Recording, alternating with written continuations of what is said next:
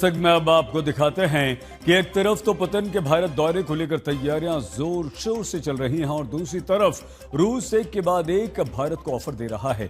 हम आपको ये बता दें कि इस समय दुनिया की निगाहें और विशेषकर अमेरिका की निगाहें रूस और भारत के रिश्तों से लेकर पुतिन के भारत दौरे और दोनों देशों के बीच जारी समझौतों पर टिकी हुई हैं। ऐसे में रूस भी भारत पर पूरी तरह से मेहरबान है, न्यौछावर कर रहा है तमाम तरह के ऑफर।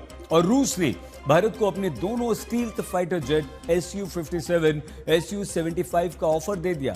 तो आइए हम आपको दिखाते हैं पुतिन का भारत दौरा कूटनीतिक और सामरिक दोनों दृष्टि से कितना महत्वपूर्ण होने वाला है। पुतिन के भारत दौरे से पहले रूस ने दिए ऑफर पर ऑफर।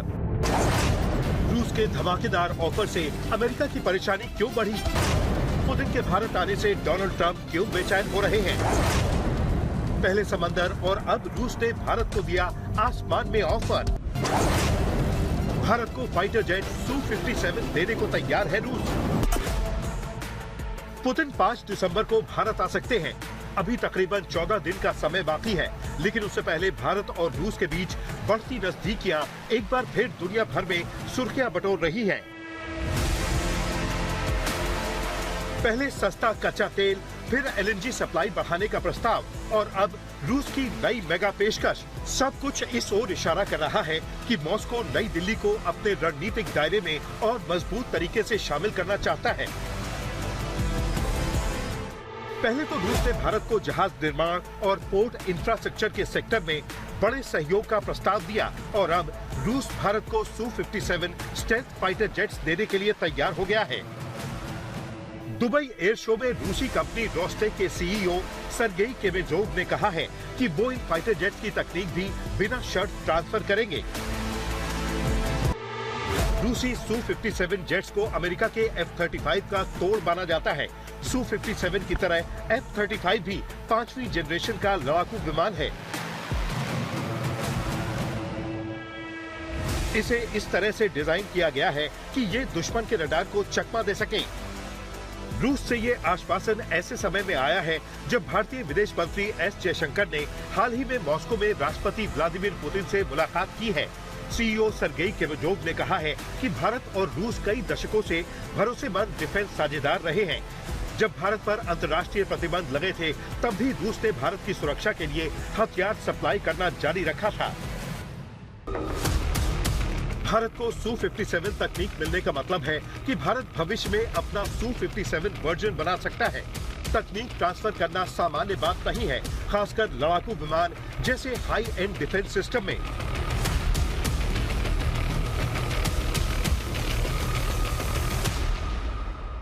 हालांकि एक खबर ये भी आ रही है कि ट्रंप प्रशासन की ओर से लगाए गए 50% टैरिफ के बाद सितंबर 2025 में रूस से तेल आयात वैल्यू में 29% और वॉल्यूम में 17% कम रहा। जबकि सच ये है कि भारत का ये कदम ट्रंप के टैरिफ की वजह से नहीं, बल्कि पहले से चल रही प्लानिंग का हिस्सा है। सरकार के ट्रेड डेटा से साफ है कि भारत अब डाइवर्सिफिकेशन की तरफ बढ़ रहा है। आपको बता दें कि भारत में रूस के राजदूत डेनिस अलीपोव ने दोनों देशों के रिश्तों को लेकर एक बड़ा और बेहद महत्वपूर्ण बयान दिया है। डेनिस अलीपोव ने कहा है कि पश्चिमी देशों की सारी रुकावटों के बावजूद रूस भारत को तेल का सबसे बड़ा सप्लायर बना हुआ है।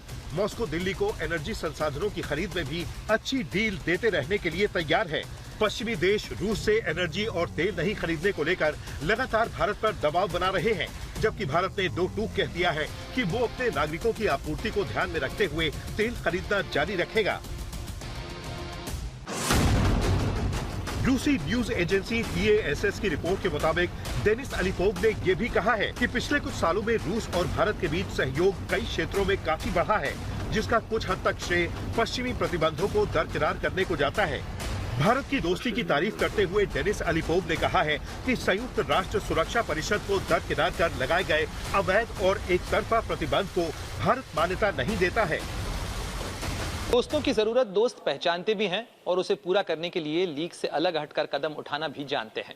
कुछ ऐसी ही कहानी भारत और रूस के रिश्तों की भी है, जिसमें बड़े हथियार सौदों से लेकर उन्नत तकनीक की साझेदारी तक बहुत कुछ आता रहा है। शायद यही वजह भी है कि ऐसे में जबकि भारतीय वायुसेना अपने लिए उन्नत लड़ाकू विमान की तलाश कर रही है, उनकी संख्या बढ़ाने में जुटी है, रूस की तरफ से एक प्रस्ताव दिया गया है कि रूस अपने 5वीं पीढ़ी के लड़ाकू विमान यानी सुखोई 57 का भारत में उत्पादन करने के लिए भी तैयार है और उसकी तकनीक भारत के साथ साझा भी करना चाहता है। इतना ही नहीं, रूस ने यह भी साफ कर दिया है कि पश्चिमी मुल्कों की पाबंदियों के बावजूद रूस भारत का सबसे बड़ा ऊर्जा आपूर्तिकर्ता बना रहेगा। इधर भारत और रूस रिश्तों को और मजबूत करने में जुटे हैं, तो उधर जैसे अमेरिका को मिर्ची लग रही है, डोनाल्ड ट्रंप ने बिना किसी का नाम लेते हुए फिर एक बार टैरिफ की धमकी दी है। जी हां, डोनाल्ड ट्रंप ने चेतावनी देते हुए कहा है कि रूस के साथ व्यापार करने वाले किसी भी देश पर बेहद कड़े प्रतिबंध लगाए जाएंगे।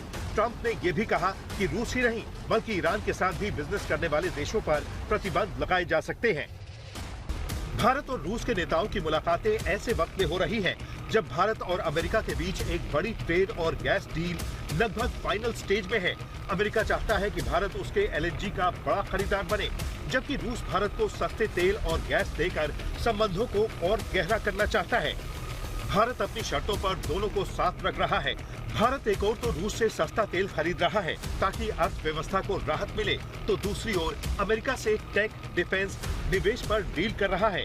यानी भारत कह रहा है कि हम दोनों से रिश्ते रखेंगे पर किसी के बैनर तले नहीं चलेंगे।